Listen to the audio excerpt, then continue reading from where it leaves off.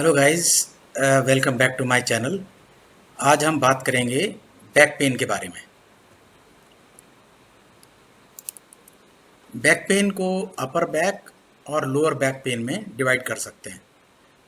तो आज हम बात करेंगे लोअर बैक पेन के बारे में। अपर बैक पेन अगर 2-3 दिन में अपने आप या पेन किलर से नहीं ठीक होता है तो आपको प्रोफेशनल एडवाइस लेनी चाहिए। बैक पेन के बारे में जाने से पहले थोड़ा बैकबोन के बारे में समझ लेते हैं कि बैकबोन एक तो बोनी स्ट्रक्चर से बनता है जिसमें छोटे छोटे बोन पीसेस होते हैं जिनको बोलते हैं हम वर्टिब्रा। और हर वर्टिब्रा के बीच में ये सॉफ्ट कुशन लाइक स्ट्रक्चर होता है जो शॉक एब्जॉर्बर का काम करता है, इसको बोलते हैं हम डिस्क। और ये सभी स्ट्रक्चर्स आपस में बंधे होते हैं लिगामेंट्स के द्वारा, और उसके बाहर होते हैं मसल्स। इन मसल से बैकबोन का मूवमेंट होता है। और इसके अंदर स्ट्रक्चर होता है स्पाइनल कॉर्ड और नर्व्स, जो कि इम्पॉर्टेंट स्ट्रक्चर है और इसके अंदर वो सेफ रहता है। Backache is it the price that we pay for standing erect and a reflection of modern lifestyle? Yes. अब आप ये देखिए कि जो क्वाड्रिपेड्स हैं और बाईपेड हैं उनमें डिफरेंस क्या है कि क्वाड्रिपेड इस तरह से बैकबोन होती है और बाईपेड की बैकबोन वर्टिकल है। तो वर्टिकल रखने के लिए जो मसल्स हैं बैकबोन के और लिगामेंट्स हैं उसके ऊपर एक्स्ट्रा स्ट्रेस पड़ता है to maintain that erect posture. इसलिए ये मैकेनिकली इतना साउंड नहीं है जितना कि क्वाड्रिपेड का स्पाइन है, इसलिए इनको बैकएक बाईपेड को ज़्यादा होता है। कॉमन क्वेश्चंस हैं जो बैकएक के बारे में। एक तो बैकएक का रीज़न हमें पता होना चाहिए, कैसे इसको प्रिवेंट करना है, कैसे ट्रीट करना है, और अगर ये सीरियस है तो वो हमें पता होना चाहिए ताकि हम प्रोफेशनल एडवाइस ले सकें। स्लिप डिस्क क्या होता है? स्लिप डिस्क का मतलब है जो डिस्क हमने बताई थी उसके अंदर एक जेली लाइक मटेरियल होता है। अगर उसका प्रेशर ज़्यादा हो जाए तो वो जेली लाइक मटेरियल अपनी जगह से बाहर प्रोलैप्स कर जाता है, उसको बोलते हैं डिस्क प्रोलैप्स या स्लिप डिस्क। शियाटिका का मीनिंग है pain in the distribution of sciatic nerve. वो होती है आपके back side of the leg में starting from buttock to foot. उसका कॉमनेस्ट कॉज है स्लिप डिस्क या डिस्क प्रोलैप्स। बाकी और भी कॉजेज होते हैं। इसके अलावा एक कॉमन टर्म यूज होती है गैप इन द बैकबोन। लोग कहते हैं कि मेरी कमर में गैप कम हो गया या ज़्यादा हो गया, लेकिन ये टर्म साइंटिफिक नहीं है। अब कॉजेज पे आते हैं हम। कॉजेज सबसे कॉमन है मैकेनिकल कॉज, जिसमें कि आपके जो बैकबोन के टिश्यूज हैं उनके बीच में इम्बैलेंस हो गया, पॉस्चरल डिफेक्ट है, शॉर्ट लेग है, ओबेसिटी है। उसके अलावा जो अनकॉमन कॉजेज हैं वो बैकबोन का स्प्रेन या इंजरीज हैं या डिस्क प्रोलैप्स है, और बाकी स्पाइन की या वर्टिब्रल कॉलम की डिजीजेस है। अब मैकेनिकल बैकएक किस लिए होता है? ये होता है उन बैकबोन के जो टिश्यूज हमने बताए थे उनके बीच में इम्बैलेंस से। और कॉमनेस्ट रीजन इम्बैलेंस का क्या है? बैड पॉस्चर, ऑक्यूपेशनल स्ट्रेस, मतलब आपके काम की जगह पर आपकी वर्क पोजीशन या वर्क बेंच ठीक नहीं है, उसमें आपकी पोजीशन ठीक नहीं रहती, या आपका काम करने का पॉस्चर ही अनकंफर्टेबल है। फिर इसके अलावा वेट गलत तरह से उठाना घर पे या बाहर, ओबेसिटी और सीडेंटरी लाइफस्टाइल, ये सब मैकेनिकल बैकएक के कारण होते हैं। अब जैसे ये पिक्चर दिखाई है लेफ्ट साइड में, इसमें रॉन्ग पॉस्चर और करेक्ट पॉस्चर है। रॉन्ग पॉस्चर में देखिए ये झुक करके काम कर रहे हैं, और क्योंकि मॉनिटर इनका लेवल नीचे है, उनकी हाइट ज़्यादा है। अगर ये कंटिन्यूसली इस तरह से बैठ के काम करेंगे तो इनको ग्रेजुअली बैक पेन स्टार्ट हो जाएगा। राइट साइड में ये करेक्ट पॉस्चर है, जो टॉप ऑफ द मॉनिटर है उसका आईब्रो के लेवल पर होना चाहिए, और आप बैक सपोर्ट पे कंफर्टेबली पोजीशन में बैठें। तो उस कंफर्टेबल पोजीशन में आप बैठेंगे तो आपको बैक पेन जनरली नहीं होगा।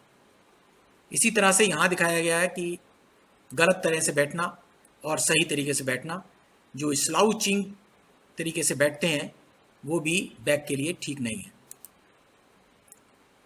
अभी ये चीज़ें आपको बहुत ज़रूरी है आपको जान लेना। जैसे जनरली घर में आप कोई भी चीज़ उठानी होती है तो आप झुक करके उठाते हैं, चाहे हल्की हो चाहे भारी हो।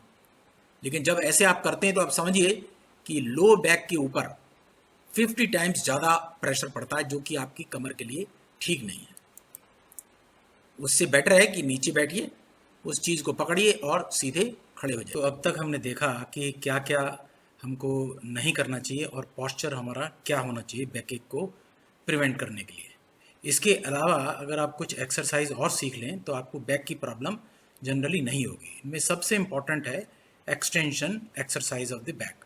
ये बिस्तर में या आप एक्सरसाइज मैट पे लेट करके उल्टा और अपर ट्रंक को विदाउट आर्म सपोर्ट आपको ऊपर उठा के रखना है, 5 सेकेंड्स तक काउंट करना है और फिर नीचे रिलैक्स करना है, फिर दोबारा से उठना है। ऐसी 5 बार आपको करना है, 5 seconds holding and 5 times repeat. जब ये आसानी से हो जाए अपर ट्रंक उठाने का काम, तब आप एक स्टेप ऊपर जा सकते हैं। इसमें अपर ट्रंक और लेग दोनों धनुष की तरीके से आपको उठा के रखना है 5 सेकेंड्स के लिए।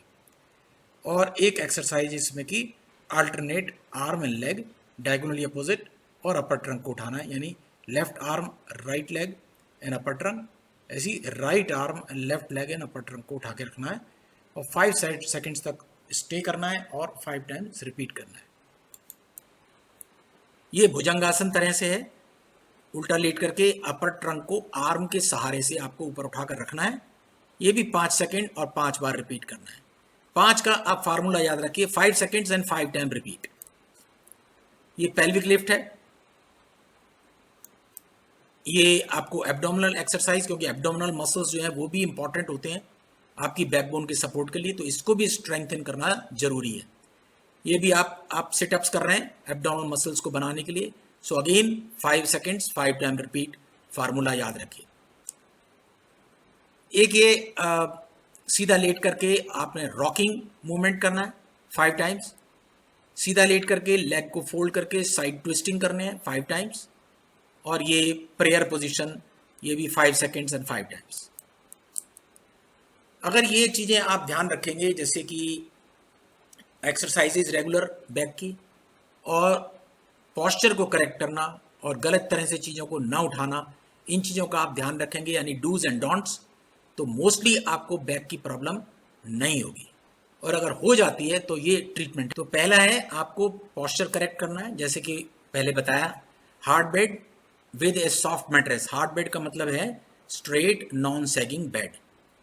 दूसरा, आपको बैक को अपनी क्रेन की तरह यूज़ नहीं करना है, यानी बेंडिंग एंड लिफ्टिंग गलत है।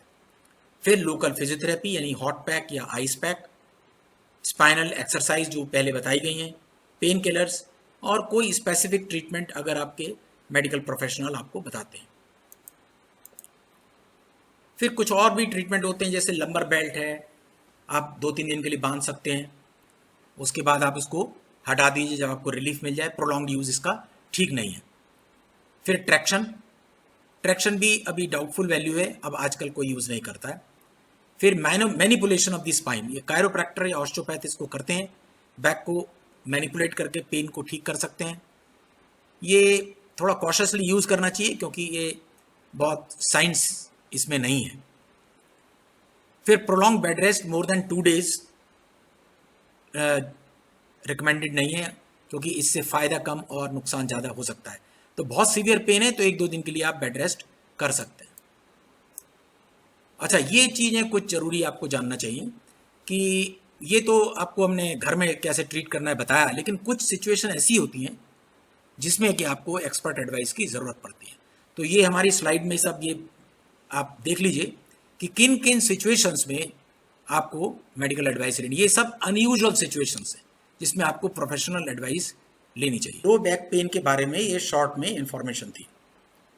तो इसमें ये 2 चीज़ें आपको ज़रूर समझ लेनी चाहिए कि अगर आप प्रिवेंटिव मेजर जैसे कि करेक्ट पोस्चर और बैक एक्सरसाइज रेगुलरली करते रहेंगे तो आपको ये प्रॉब्लम जनरली नहीं होगी। और दूसरा, mostly back pain non serious causes से होता है जिसको आप जनरली कंट्रोल कर सकते। Thank you and bye for now.